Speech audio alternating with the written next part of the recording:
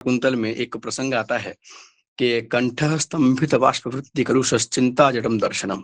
यद्यपि वह प्रसंग तो महर्षि कर्णों का है और शकुंतला के प्रसंग में है, अपनी कन्या के प्रसंग में है, परंतु वह प्रसंग तो नहीं है यहाँ पर। बात यह है कि मैं इतना अभिभूत हूँ कि मैं अपने सभी अग्रजों के मतलब मैं जिनके गोद में खेला हूँ, मैं उनके सामने बैठा हूँ।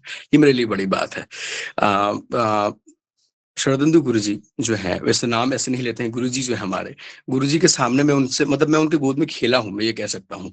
और उनके द्वारा जो उन्होंने मुझे जो आशीष प्रदान किया है अपना, और जो पिताजी के प्रति जो उन्होंने अपनी श्रद्धांजलि अर्पित की है, तो इसके लिए कभी कभी क्या होता है कि शब्दों का जो संसार है वो पूरा नहीं पढ़ पाता।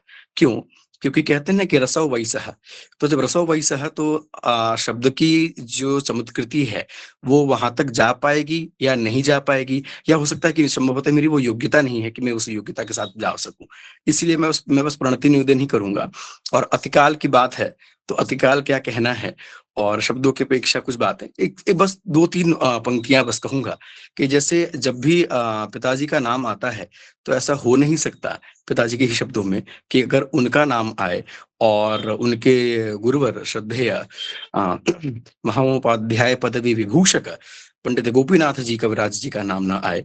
तो जब उन्होंने सर्वप्रथम जो सबसे अपना पहला प्रथम महाकाव्य लिखा, तो उसकी जो अंतिम जो अवतरणिका जो उन्होंने की है, तो उसमें वो खुद ही कहते हैं कि श्री श्रीमद कविराज राज मुकुटा अलंकार हीर प्रभा गोपीनाथ पदारविंद विगलत पीयूष यूष श्रय। तो इसी से स्पष्ट है कि आचार्य गुरुवर गोपीनाथ जी कविराज जी के प्रति पिताजी का क्या भाव रहा, और ये पिताजी का सदैव ये कहना था कि जो भी मेरा है वह वस्तुतः उन्हीं की कृपा के द्वारा अभिसिंचित है।